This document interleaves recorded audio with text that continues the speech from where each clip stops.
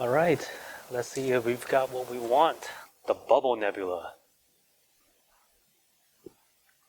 There's a bubble. I don't know if you guys can see it, but it may be difficult for you guys to see on the screen, but there's the bubble nebula is right here, right there.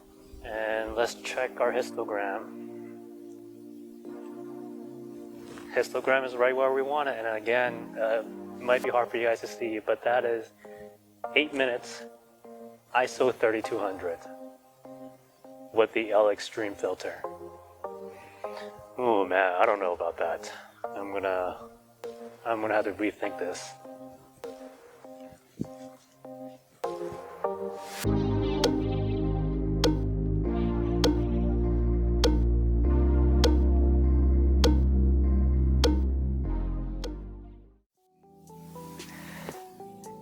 Hey everyone, my name is Angus Wong and I am a beginner astrophotographer. I've been doing this for about 2 or 3 months and it's been great. I love it. And I want to share some of my thoughts regarding this hobby, and hopefully it will help you guys make progress, and maybe, you know, from a beginner's point of view, it will make a little bit more sense, because I know that this hobby can be very confusing, complicated, and hard to understand at times. So with that being said, I want to start by going over some of these filters that have been released, and namely the Optolong L-eXtreme and how it compares to the previous version, Optolong L-eNhance. And I'm actually here to tell you that, you know, it's not as clear-cut as you might think. So hopefully I can convey that message in this video. So first and foremost, I think it's important that we go over what these filters are, who they're for, and why they're so good. So these are what's called dual narrowband filter. Dual because they allow 2 very specific region of pass-through for wavelength along the visible spectrum. Narrowband because, well, they're kind of narrow, so the band is kind of narrow, so I guess that's what they call narrowband. Now, with these, they allow wavelength around the hydrogen alpha and oxygen 3 to pass through. And let's start with the L-eNhance first. The L-eNhance, it's got a band pass around hydrogen alpha and O3, and it also allows in hydrogen beta to pass through. Now, this is great for nebula because they're very prominent in hydrogen alpha, and especially if you're shooting planetary nebulae, then you get a lot of O3 as well. And on top of that, because they only allow in those wavelengths, everything else is blocked off, so you're cutting out a lot of light pollution. So that's why these filters are so great, because they block out light pollution and they help bring contrast to nebulae that a lot of people are interested in. So that's the L-eNhance. Hydrogen alpha, O3, and H beta, sort of a wider bandpass.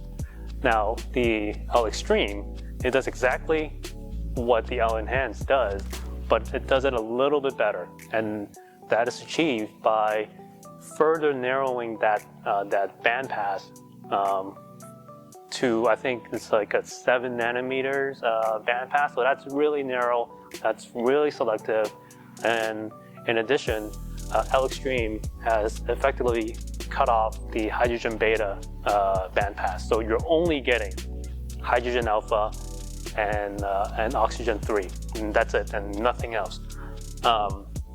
So if you like using the L-eNhance, you're probably going to like L-eXtreme, but again, I think it's a little bit more complicated than that, so I'll go into more details in the second half of this video. So now, why would you choose to have these filters along with everything else that's available in the market?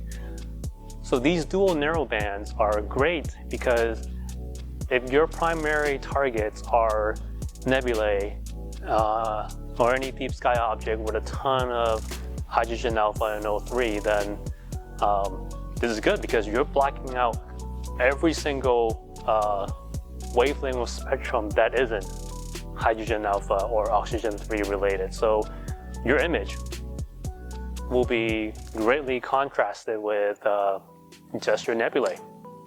Now, if you're shooting broadband, a lot of galaxies, then I would not advise you to use these filters because you're going to lose all of that true color, or you're going to lose all that blue that you would find in a galaxy. So if you're shooting a ton of nebulae, these filters are great. But the upgrade between L-eXtreme and the L-eNhance is not as clear-cut, and I'm going to try to convey that in a little bit. So let's go over the plan for tonight. The plan is that I'm going to choose the same target that is rich in hydrogen alpha at least, and I'm going to try to shoot for the same integration time so that my comparison between the two will be as fair as possible. And then I'll go over, you know, what I think of the imaging session and what I think of the result, and then finally I will make a recommendation as to L-eXtreme or the L-eNhance. It could be more complicated than just picking one filter or another, and you'll see later on. So with that being said, let's wait until sundown, and then hopefully the clouds will go away and I can have a session for you guys. See you in a bit.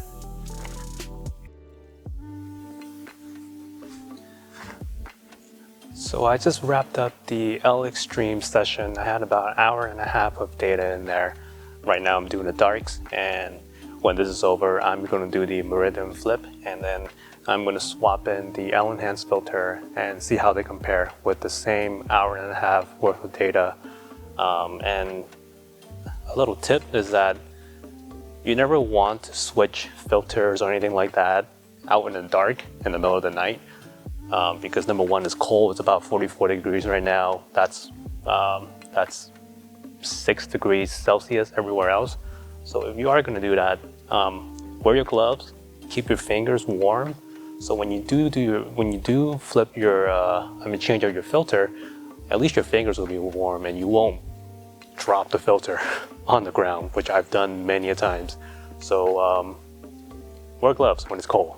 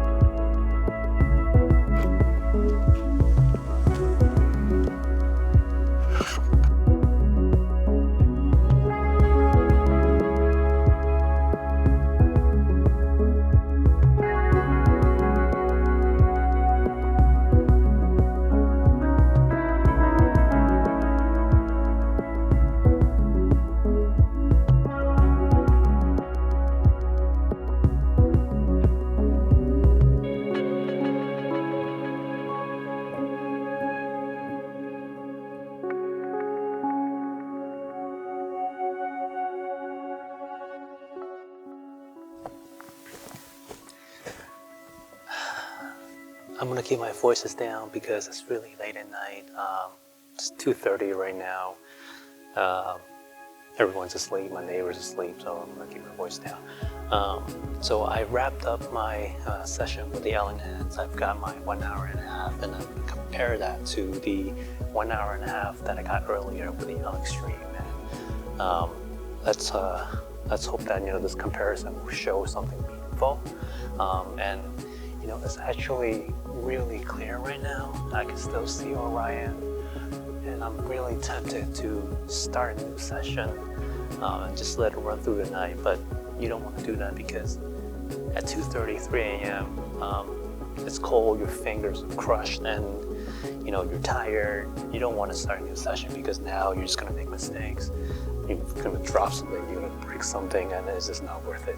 So what I'm gonna do, I'm gonna call this a night, and I'm gonna take my darts, same as the L-eXtreme.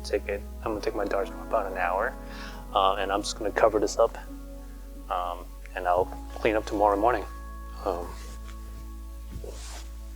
And that's it.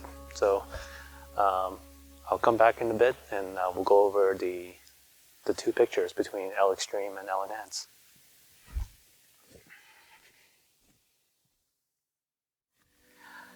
Hey everyone, thank you for sticking around until the end of this video. So now I've got my images. I'm going to go over what I think about the Optolong L-eNhance and Optolong L-eXtreme.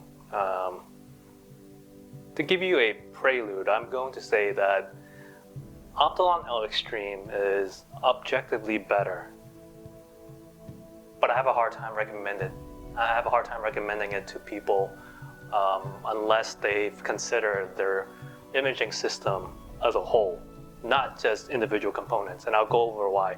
But let's first go over some of the pros and cons, all right? So, obviously, the Optolong L-eXtreme is better at pulling out that H-alpha data. Now, I used the California Nebula, and there was only mostly H-alpha for me to capture. There wasn't a whole lot of O3, but I'm going to assume that O3 is just as good on this filter. But let's take a look at some of the images. So if you look at the L-eNhance first, it already does a really good job, to be honest. You've got this nice separation of H-alpha and nebulosity, and you can really distinguish that from the background, and you don't see a whole lot of light pollution here. So I love this L-eNhance filter. Now let's look at the L-eXtreme. You can tell that the L-eXtreme, given the same amount of exposure time and total integration time, well, not the same amount of exposure time, but like total integration time, I'm sorry, it is objectively better than L-eNhance. There's more H-alpha. There's even more of the fainter surrounding nebulosity surrounding the California Nebula, and I couldn't do this with the L-eNhance. There's no way.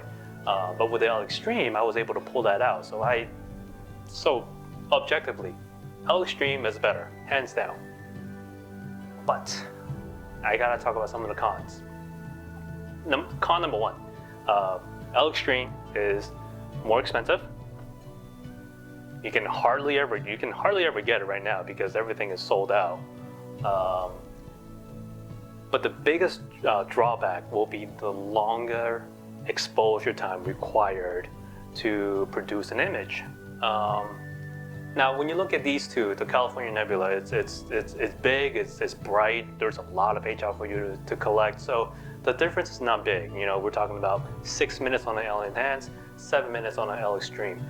But if you go back to my earlier image in the beginning of the video with the Bubble Nebula, that was 8 minutes at 3200 ISO.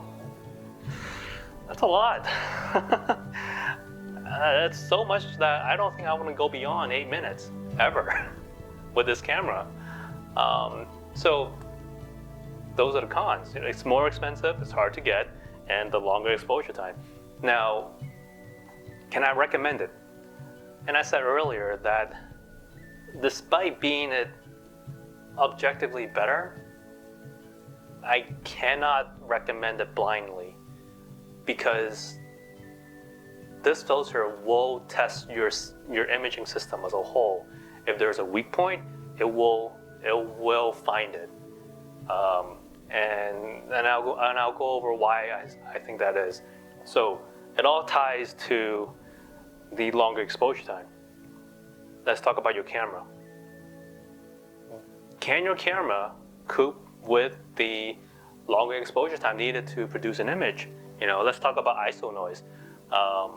You know, with the longer exposure, you're gonna bump your ISO noise way up, just so you don't have to take super long exposure. But if you do that, do you have a camera that can control that ISO noise? Secondly, let's talk about thermal noise. You know, with longer exposure time, you're going to introduce more thermal noise into your images. So, you know, you need to think about whether or not your camera is good at controlling the thermal noise. Let's see, what else? Oh, your local environment.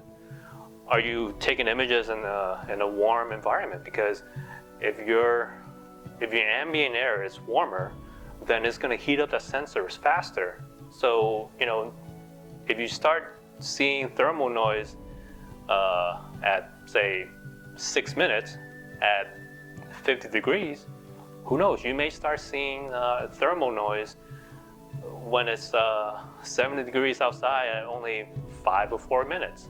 I'm not a camera person, I'm just a geek, and I'm just making theories here, so don't quote me on that. Let's see what else is there. Oh, the longer exposure time.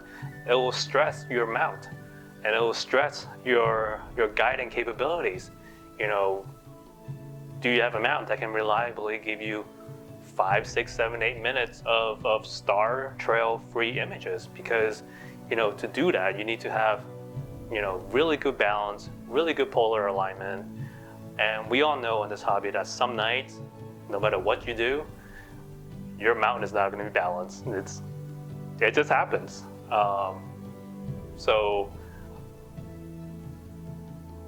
So your guiding and your mount has to be good enough to put up with these long exposure time. And then lastly, you know, I personally ran into this problem with plate solving because, you know, it's hard to take a 30-second picture without star trails. And that's sometimes what this filter makes me do when I plate solve. And maybe I'm doing it wrong, but I have a hard time plate solving with this filter because it blocks out so much light that, you know, if I take a longer exposure time, then I end up getting star trails on my mount because I'm not guiding yet. That's what, you know, you got to plate solve and then guide. So a couple of things here that really changes the way you look at this filter. You know, your camera capability, whether or not it can control thermal noise, whether or not it can control ISO noise. Are you in a warm environment? Are you guiding? And if you are guiding, how good is your guiding? Are you plate solving? If you're plate solving, you may have a hard time with this filter. So that's why I say that I have a hard time recommending this objectively better filter to everyone. Now, if I have to pick two, I may have to go with the L-eNhance. And I'll tell you why. Because for my personal experience, this is my own conclusion for my own setup, is that, number one, I don't think this filter can be used every night, every season, and every occasion. Because one, first of all, it's a dual narrowband, so galaxies and any broadband targets, that's out of the question. Number two, the longer exposure time means that, you know, while it's okay right now during the winter time, right now my nightly temperature is in the low 40s to the low 50s, so I think that's Fahrenheit, by the way, so that's what, 5 degrees Celsius to 10 degrees Celsius. I could be wrong, don't quote me, but that's an estimation. So right now my old Canon 60D is okay with, you know, having such long exposure in these temperatures, so it's fine. But when spring is over and we have those warm summer nights, there is absolutely no way that I could subject my camera to 8 minutes, 3200 ISO, because now I'm dealing with, number one, the ISO noise of 3200 on my old camera. Number two, the thermal noise of 8 minutes on a warm night. There's no way that I can make that happen. So that's why I think that this L-eXtreme, it may be too extreme.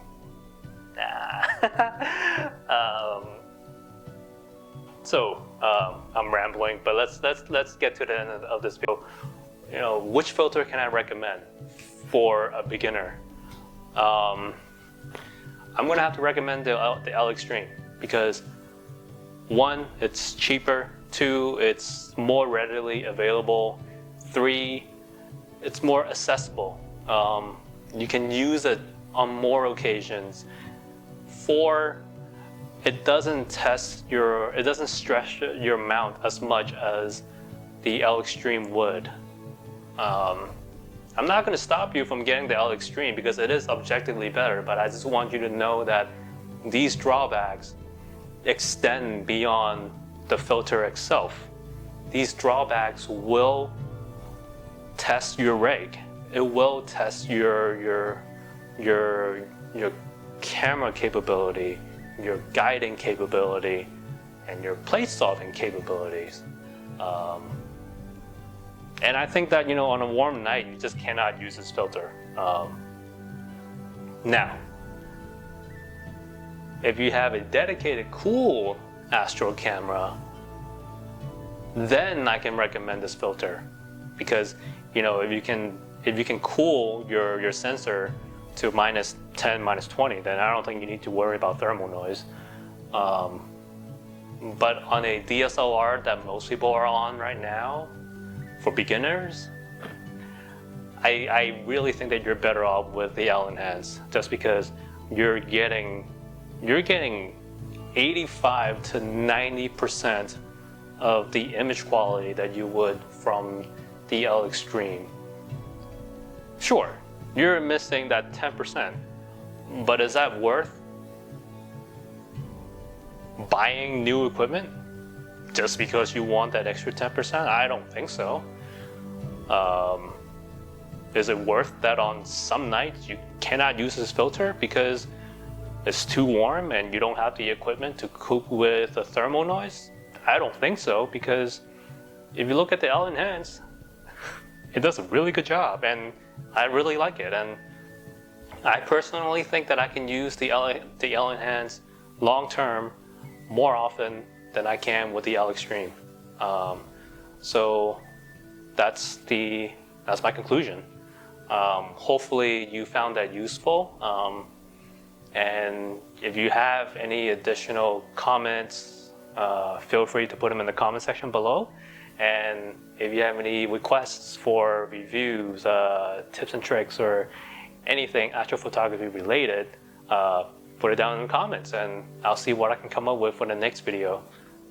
Thank you so much for sticking around. Clear skies. I'll see you next time, and have a good night. Bye, guys.